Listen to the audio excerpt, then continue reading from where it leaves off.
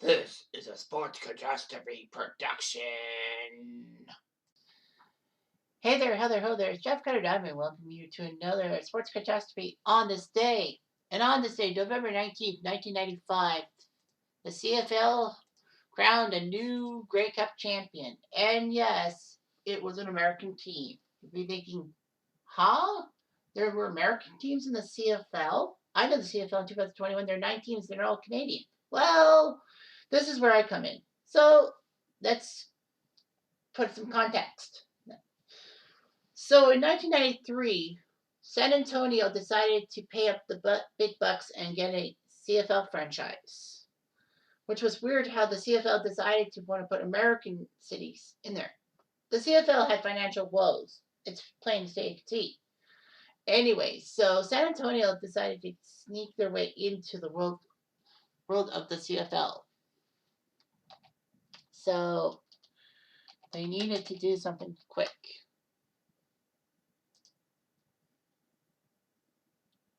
I apologize. I screwed up. It wasn't San Antonio. It was Sacramento. So Sacramento jumped into the league in 93.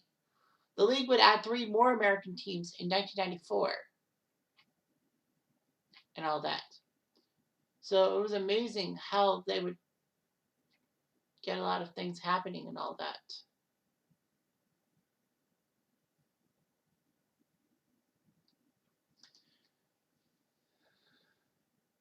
Anyway, so the background into the CFL in the US was huge and all that.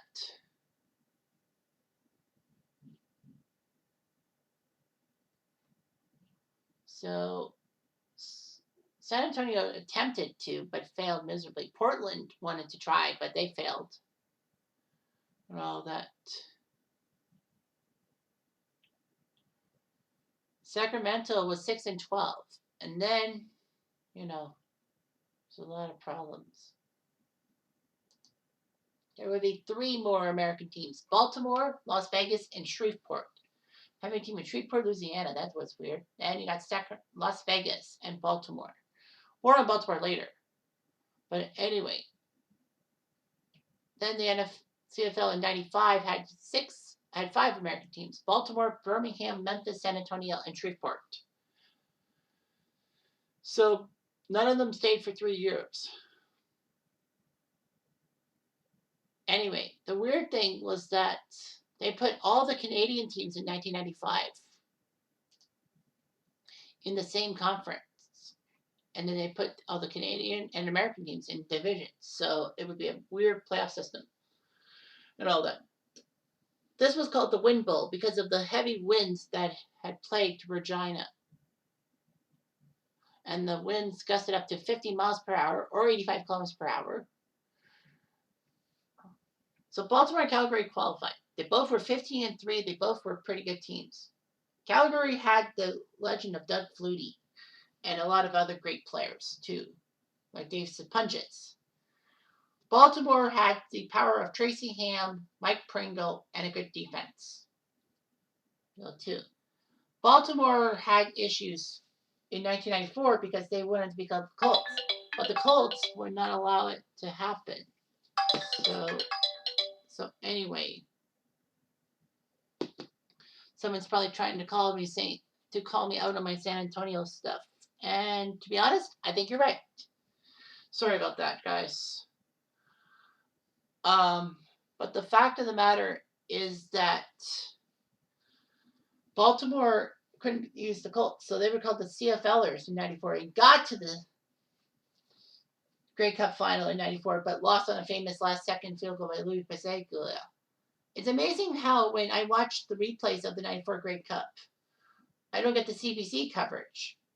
It's the ESPN2 coverage that had a very young Gus Johnson calling it. And Gus Johnson is an icon in college football and possibly the NFL. But anyway, Gus Johnson was a great player in the play-by-play guy. So Baltimore would take on Calgary in the final in 95. They would be called the Stallions. In the first quarter, Chris Wright would put up a critical punt return. It was a Grey Cup record at the time.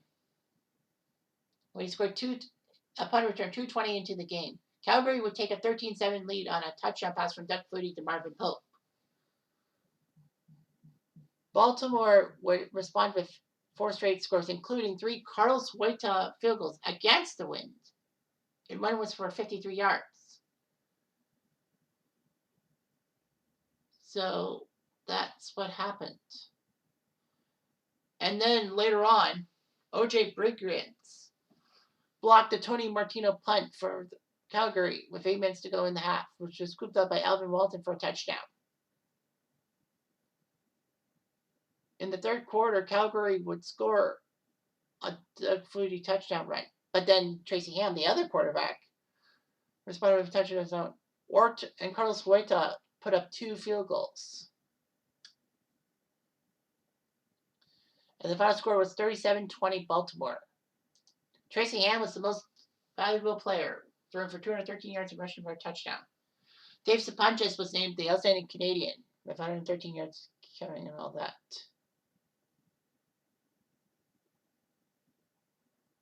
So anyway, O.J. Briggs would actually win Super Bowl 35 as a member of the Baltimore Ravens, as the only player in history to earn a Grey Cup and a Super Bowl playing for the same teams in the same city. And this was the first time Saskatchewan actually hosted the Grey Cup in 95. Long time coming. I mean, frig.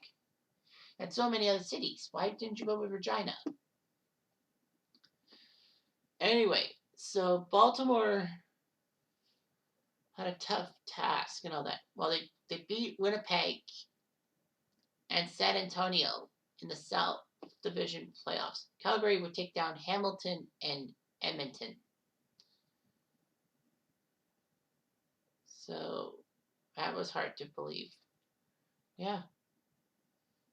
It was weird anyway. And they actually CFL playoff games on a Saturday instead of, well, I guess we would have a pair of double headers and all that. This was actually the last game, right? This was the last game that the Star Spangled Banner would be played at a CFL thing until the 2001 Grey Cup after, 9/11 and all that. They wanted to honor them and all that. But yeah, this was great. Baltimore won the Grey Cup, and they would stick it to Canadians everywhere, saying, "We won a title on your home turf." Ha ha. But the feeling wouldn't last long, as the city of Baltimore got the Cleveland Browns from Art Modell, and that was the death blow for the Stallions.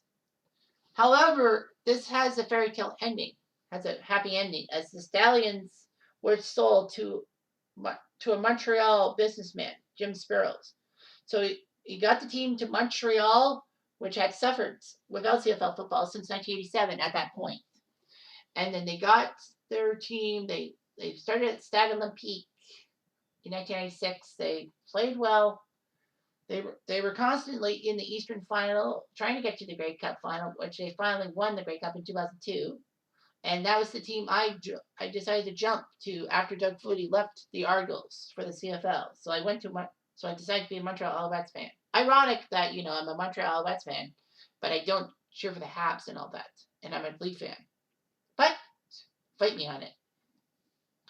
Anyhow, so yeah, the Alouettes were very successful. I mean, a lot of the Stallions players were transformed into Montreal, and then you were heroes within Montreal, including a young Anthony Calvillo coming to the squad. So, and all it worked out in the end. You can't take away the Stallions winning the Grey Cup and giving the American team the Grey Cup, but you can take away that team and force it to move back to Canada and have it all Canadian League in 1996 and onwards. Anyway, I'm Jeff Diamond. I do.